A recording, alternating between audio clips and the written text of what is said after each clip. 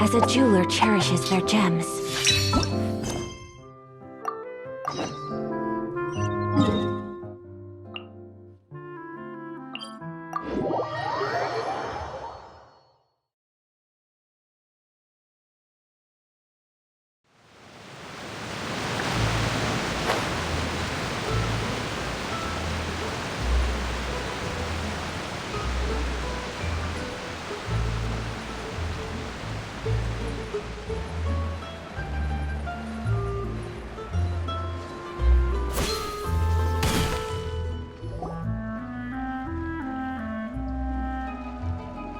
If I remember correctly, this is where he's staying. Who is it? It's me. Is the script ready? You came all the way here for that? Alright. Forget that for now. Just come on out. We've got some great news. Nice try. Look, just give me some time, okay? I'm just wrapping up this last part of the script. I'll be out once I'm done. Okay then. Looking forward to your masterpiece. So, as expected, he's missed the deadline. The ending is one of the most important parts of the show. Even once he's done, it isn't final until we've all had the chance to read through and make sure we agree on it. Someone told me they'd just seen you in Poisson. I assumed it was a case of mistaken identity, but sure enough, here you are. And Farina, too. I was wondering if we might run into her. So, you're here for Paolo? Looks like he could be a while, so feel free to take a stroll around town in the meantime. I've made all the arrangements already. Oh, it's okay. We can just wait here. Thank you for being so considerate, Miss Navia. That sounds wonderful. We'll take that stroll. Get over here, you! How oblivious are you? How are things in Poisson now? Any better? Things are on the mend, but it's a slow process. Some people may never recover from the trauma they experienced. I'm sorry to hear that. I wish there was something I could do. Please, must our conversations take such a depressing turn every time we meet? We all have painful memories, but we don't have to let them cloud everything we do. And if you're trying to make a new start, perhaps it's best if you don't bring up the past all the time. Thank you for your words of comfort. You make a very good point. But for now, at least, I think I should stay with the way I'm feeling for a while longer. It's okay. These things take time. Moving on from a painful experience is easier said than done. Which brings me to why I'm here. I thought you should probably know that not everyone here is ready to forgive and forget after the Hydro Archon's inaction in the face of catastrophe. To avoid upsetting the peace, I told the townspeople that everyone here is a member of the theater troupe, and that you are just an actress playing the role of Farina. It's not a perfect solution, but hopefully it means you won't have to lie low while you're here. That's so thoughtful of you, Navia. Well, what do you expect? I am the courageous and considerate president of Spina di Rosula, after all, like my father before me. Anyway, that was all. Look after her now.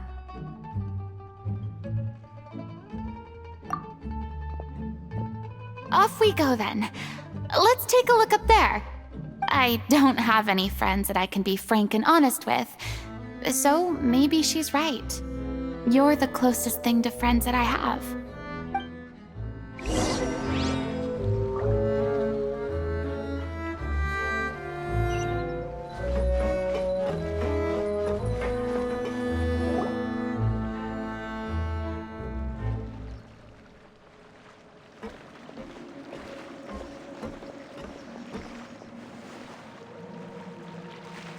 I'm so grateful that Miss Navia was so understanding. To be perfectly honest, I didn't know if I was ready to meet her. It's always easiest to just run away from your problems. But that never fixes anything. You can't get around the obstacles without facing them. So that's why you were nervous when they brought up Poisson. Yeah. I'd be lying if I said I wasn't scared of coming back here. Still, I felt it was something I had to do. As I was saying before, I want to see for myself the things that I never could in the past. I'd be overjoyed if the people here could find it in their hearts to forgive me. But they're more likely to unleash a tirade of vitriol against me. Which, of course, I completely understand and accept. Yeah, I can tell people are watching me.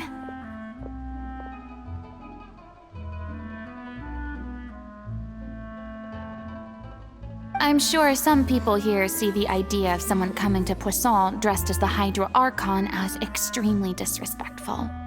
I used to be terrified of the gaze of other people, especially when they had suspicion or resentment in their eyes.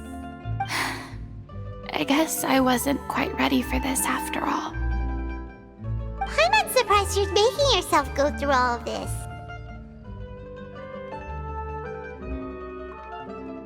I can't let myself see only the things I want to see. How would that make me any different from before? Look! There seems to be a crowd gathering over there. Probably time we made a move. How about we check out Spina di Rosula's ship? We should have a view of the whole of Poisson from there.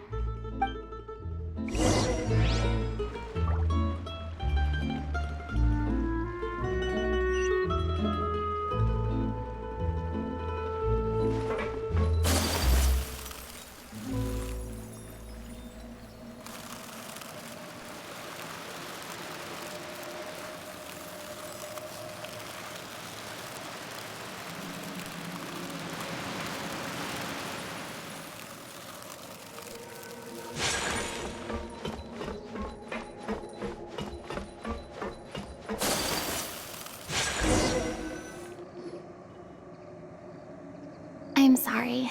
You probably just wanted a relaxing stroll, and here I am dumping all this heavy stuff on you. We don't mind. It's actually refreshing to see a different side of you. Great. Well, I appreciate your company, so please don't disappear just yet. I don't know whether you can tell, but the years of suffering and loneliness aren't the only reason I have a hard time facing up to who I used to be. As I stand here by the ship, I can't get the images of the rising water out of my mind. One after another, people were taken by the water. All those treasured lives and memories washed out of existence in an instant. They thought their god would protect them. They had absolute faith that when disaster struck, a divine power would save them from harm. And all the while, I played my part to perfection to convince them that was true. But then the floodwaters finally came, and the Hydro Archon did nothing. You shouldn't look at it like that. You were only doing your duty. I've had to go through so many moments like that for the sake of protecting the truth. As time went on, it got harder and harder to bear, and I became more lonely and isolated. Eventually, I realized I had nothing left except the truth. I became terrified of completely failing in my task, and was haunted by the thought of being left all alone, weeping on my throne. Fortunately, we were able to avoid the worst-case scenario thanks to the help of heroic individuals such as yourselves. Everyone rose to their responsibilities, and I finally regained my freedom. But on some level, freedom also means no longer being needed. I have no further use to people. Paimon would have never imagined you'd see it that way. A reward? I guess so. Back then, I didn't even dare to dream about having someone to confide in. I was scared of someone recognizing me for who I truly was, and exposing the secret I swore to protect. Believe in the Farina you see on stage. She is the one you can trust. I had to keep all my feelings, all my curiosity about life to myself. No one could be allowed to know. That's what I really meant when I said I'm no good at maintaining relationships. So that's where you were coming from. Paimon totally thought you were just a bit of a diva at heart. Could you please get off my case? I don't know what's gotten into you today. I'm making an effort here. You could at least try to do the same.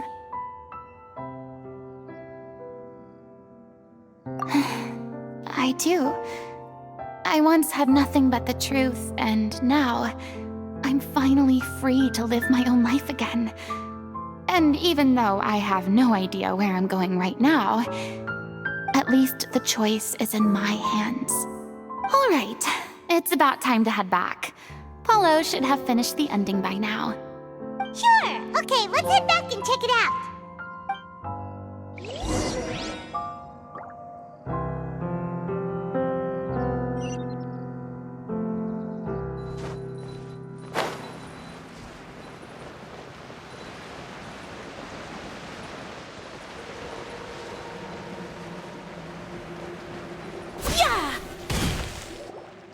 Didn't you say you needed to watch what you eat? You're supposed to be cutting down on fried foods, not wolfing down copious quantities of fish and chips, you know? Come on. It's not every day we get to dine at Spina di Rosula's expense. Can you believe how generous she is?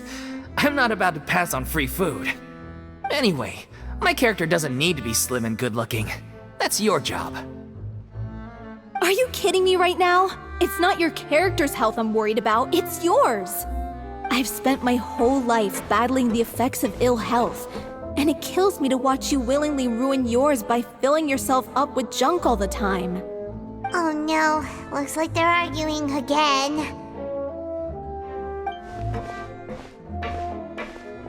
We're back! Could you maybe put your differences aside for a moment? Ah, you're back.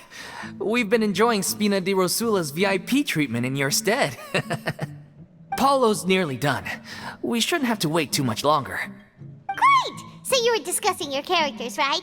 We heard she's playing the Oceanid who turns into a human girl. What about you? Me? I'm an Oceanid too. He was originally supposed to take the form of a crane, but he outgrew that role. Well, the costume at least. So now he's playing the boar instead. Sorry. The boar's not a bad character, actually. He's the one who raises the little Oceanid, yes? That's right. He has some pretty memorable lines too, like when he imparts some solemn words of wisdom to the little Oceanid. If you become human, you can reveal your secret to no one. You will face suffering and loneliness. Is this truly what you want? Wait, that sounds kind of familiar. It's the most important line in the whole script. I think it's a symbolic statement about our director's life and legacy. She kept quiet about all the trials and tribulations she faced in running our troupe, allowing us to devote ourselves fully to performing. It was only after she was gone that we realized how tough her job really was. You mentioned earlier that the troupe is like your home. Yeah. I was born with an incurable illness, and once my family found out it couldn't be treated, they decided they didn't want me anymore. I spent some years taking whatever work I could find and trying to manage my illness with various medicines. But whenever I had a bad flare-up, I'd be lying in an alleyway for days at a time. It was like that until the director found me one day. She told me I had a great voice and asked if I was interested in studying singing from her. I said yes. She took me under her wing, taught me to both sing and act, helped me find Mora for my meds, took care of me when my condition decided to flare up. I know it was all a huge burden on her. She sounds like a really incredible person. She really was. She gave everything she had to her troupe and the people in it. All of us were so proud to call her our director. I was a lost child too when she found me. As the child of a murderer, my parents weren't around when I was little, so I got sent to an orphanage. The other kids were always picking fights with me. They'd say things like, "Come on, you must be pretty tough if you're the son of a murderer." It was just to taunt me, though. I was an easy target, and they knew it. One day, I got beaten up so bad that I just couldn't take it anymore, so I ran away. I lost all faith in humanity by that point. Thought the whole world was out to get me. Let me guess. Fortunately, the next person you ran into was the director. Yeah. For the first time in my life, I was somewhere I felt safe. And I promised myself I'd stay here until the day the group parted ways. The day you hoped would never come. How times change. Oh, you're finally done? Get your butt over here. There's someone I need to introduce you to. This is our new artistic consultant, Miss Farina. Farina? The Farina? Oh my god, how did you manage to wrangle that? Please, the honor is all mine. I was profoundly moved to hear about your troupe and your wonderful director. I just wanted to do something to help. Same here. Even so, this is just... Oh, wow. I'm sorry. I'll try to calm down. Now, where was I? Ah, yes, the script, of course. Let me give you a rundown of how the story unfolds in my version of the script. I'm sure you're already familiar with the beginning of the story. A little Oceanid decides she wants to become a human, against the wishes of her family. She finds love and friendship in the bustling city. But then, disaster strikes. The people start to notice that all the fresh water in the surrounding area is slowly disappearing. The soil is becoming arid, plants and flowers are withering, and the people begin to panic. The little Oceanid, Cleo, and her lover decide to do something about it and investigate the truth of the matter together. In the end, they discover that all the waste and pollution created by humans over the years has caused the fresh water to flee the land, as if driven by a consciousness of its own. Consciousness? You mean the water is sentient? Water as a conscious entity. There's actually quite a few stories that explore this theme. Since the little Oceanid is a water spirit, she immediately understands how the water is feeling. She then tells her lover about her true identity, as well as the truth behind the crisis. Her lover accepts her for who she is, and works with her to find a way to bring the water back. However, unbeknownst to them, there were some people eavesdropping when she revealed her secret. The little Oceanid is accused of being directly responsible for driving the water away, and faces the greatest dilemma of her life. And then? In the end, she makes the brave decision to sacrifice herself to save her lover, and the rest of humanity. Huh? But didn't they all treat Cleo like a villain? Why would she want to save them after that? Well, she mainly wanted to save her lover, plus everyone who'd stood up for her. Through her love for her human partner, she was able to find an even greater love, one that extended to all of humanity. Surely the biggest strength of Cleo's character. There's actually something else that bothers me. You know the protagonist is supposed to represent the director, right? And she never had the chance to become a hero in our world. If we're serious about dedicating this show to her memory, we should make the ending as true to life as possible. What about if the little Oceanid is hounded to death by people who hate her, her lover makes sure her secret never gets out, and humanity continues down the path to extinction? That sounds like too cruel of an ending to me. and perhaps a little irresponsible to present to the audience. That ending would be a perfect mirror to Director Aureli's death, both arbitrary and meaningless. On the day when she went missing, Director Aureli had instructed us all, somewhat out of the blue, to leave the court of Fontaine and wait for her outside the city. We waited and waited at the rendezvous point, but she never came. By the time we returned to the city, she disappeared without a trace. We looked for her. The Gardamex looked for her, but she was nowhere to be found. Increasingly, all the signs seemed to point to her being the latest victim in the serial disappearances case. The director was the kindest soul in the world, yet she was senselessly sacrificed for the sake of a so-called experiment by someone who had nothing to do with her at all. But doesn't the way she suddenly told you to leave the city suggest that maybe she had some sense of what was about to happen? It almost seems as if she was moving you to safety. I've been trying to follow up on that ever since, but all my efforts so far have turned up nothing. Villemont might know something, but he won't open up to me. Villemont? The one who's playing the role of the villain? Yeah. He's been overwhelmed by grief. I think the director's death hit him hardest of all. Grief? Guilt, more like. Also, I have a hard time imagining that anyone took it harder than me. Because, well, speaking of the play being true to life, I was deeply, madly in love with Aureli. What? You kept that one quiet. It's time to be upfront with you all. No more keeping secrets from each other. We'll never be able to agree on the ending if we can't be honest about how we feel. I did tell her how I felt once, but she turned me down pretty much straight away.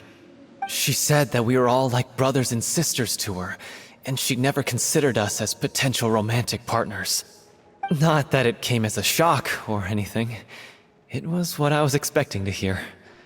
So I told her I'd always be there for the troupe, and I'd always be there for her.